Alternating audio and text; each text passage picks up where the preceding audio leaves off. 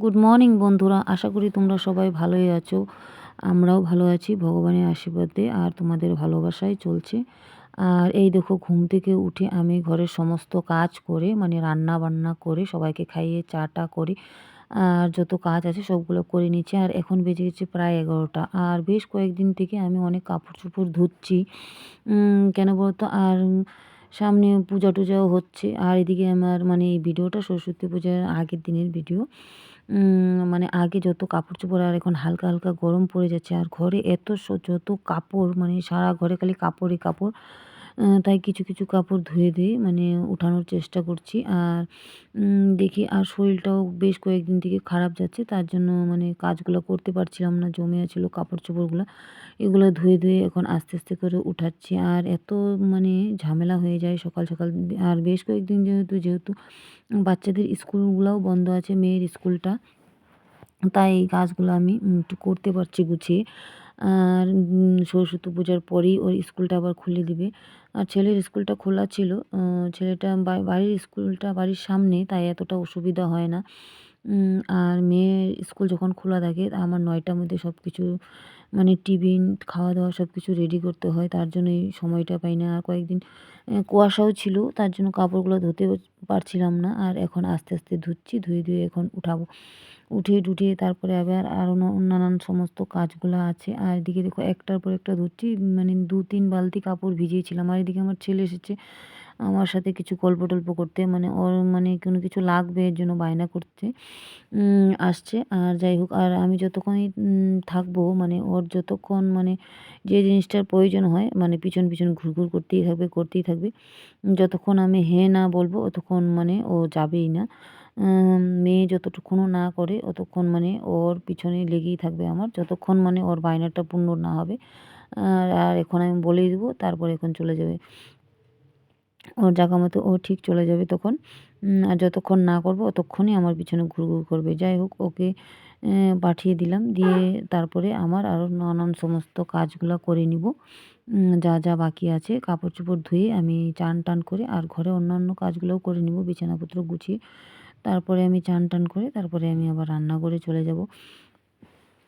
আর রান্নার একটু ভেজালও বেশি আছে। এদিকে গুড়া মাছ এনেছি, ওগুলো কাটাকুটি করব, করে তারপরে চান করব। কারণ কাপড়টা সকাল, সকাল না ধুলে কাপড়টা শুকাতে দেরি হয়। তাই রোদ্দুরটা তেমন থাকে না। আর তার জন্যই মানে সকালেই আগে কাপড়টা ধুয়ে দিই।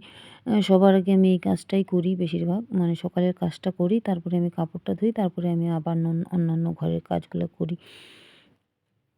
যাই হোক, এখন বেজে গেছে 12:30। আর সকাল থেকে মানে কয়েকদিন থেকে কাপড় ধুচ্ছি। ঘরে প্রচুর কাপড় জমে গেছিলো। আর যেহেতু গরম পড়ে যাচ্ছে, এর জন্য শীতের কাপড়গুলো আস্তে, আস্তে ধুয়ে দিয়ে উঠাচ্ছি। আর আমি সমস্ত কাজ সেরে সকালে রান্না করেছিলাম শুটকি মাছের চচ্চড়ি আর ভাত। আর এখন করব, বাজার এসেছি মানে গুঁড়া মাছ করবো, বৈরালি মাছ, ডাঁটা, আলু, করলা দিয়ে। আর এদিকে মাংস রান্না করব। আর যা যা রান্না করবো করে দেখতে পারবে।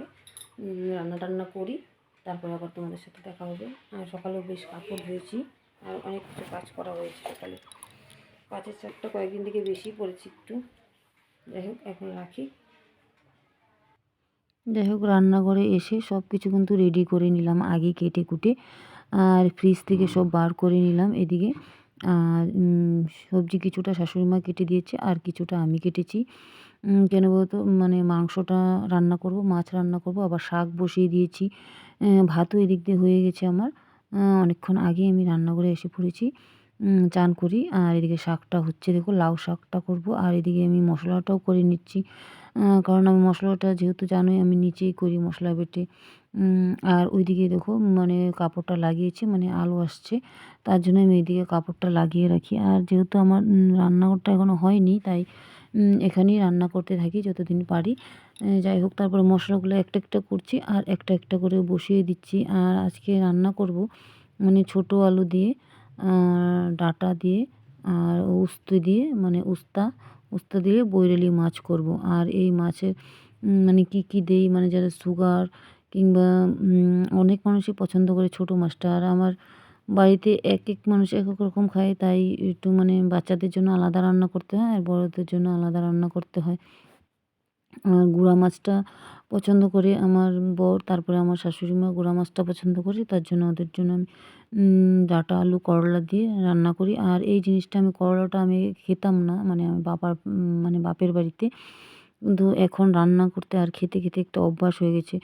আর মেয়েদের একটা মানে সিস্টেম থাকে বাপের বাড়িতে যে জিনিসটা খেতে চাইতো না শ্বশুরবাড়িতে এসে এই জিনিসগুলো মানে অটোমেটিকই রান্না বাড়া করতে, করতে মানে অটোমেটিকই খাওয়া হয়ে মানে শিখে যায়। আর করলা তিতাটা আমি আগে একদমই খেতাম না।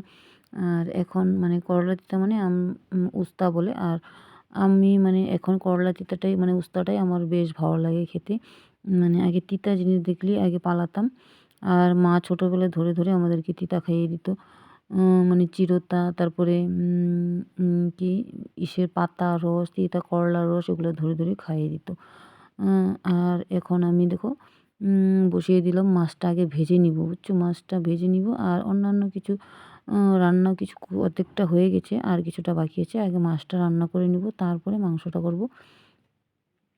আর এই দেখো মাছটা আমি হালকা করে ভেজে নিয়ে তারপরে রেখে দেবো। রেখে দিয়ে তারপরে আমি মশলাটা ওইদিকে করে নিচ্ছি। আর আমি হালকা মশলা দেবো এই তরকারিটার মধ্যে, ভারী কোনো মশলা নাই, খালি জিরে আর লঙ্কা, আর কোনো মশলা নাই। আর আমাদের এই বাড়িতে আবার রান্নাটা একটু আলাদা রকমের হয় বেশিরভাগ, মানে ভাজা জিরে দিয়ে রান্নাটা করি। আর আমাদের ওই বাপের বাড়িতে আবার অন্যরকম হয় রান্নাটা।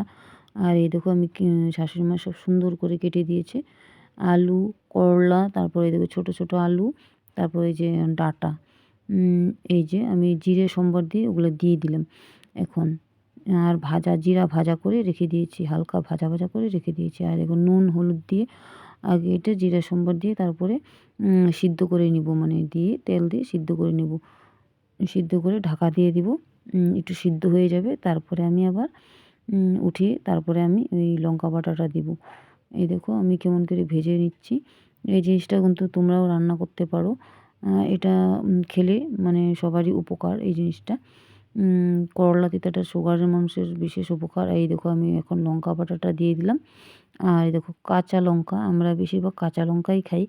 মানে পাকা লঙ্কা আমরা মানে লাল লঙ্কা কম খাই, আর মানে শুকনো লঙ্কা কম খাই আমরা বাটাতে। আর সব কিছু আমরা কাঁচা লঙ্কা বেটে রান্না করি সব কিছুর মধ্যেই। আর আমি লঙ্কাটা বেটেই রান্না করি। অনেক মানুষে ফেড়ে রান্না করে, কিন্তু আমি বেটেই রান্না করি সব কিছু মশলা।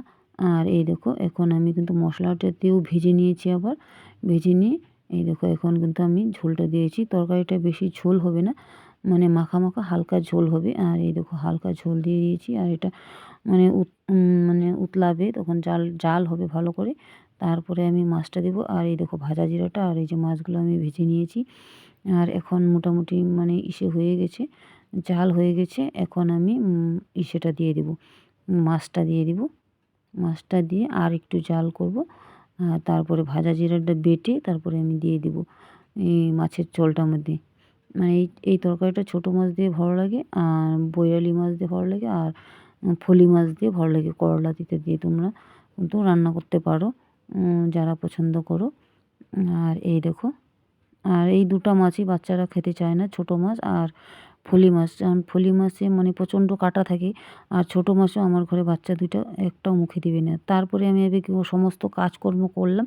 করতে, করতে বাচ্চাদের যেহেতু বায়না চৌপতি নিয়ে যেতে হবে, বেশ কয়েকটা জিনিস আনতে হবে, যেহেতু সরস্বতী পূজা এসে পড়েছে।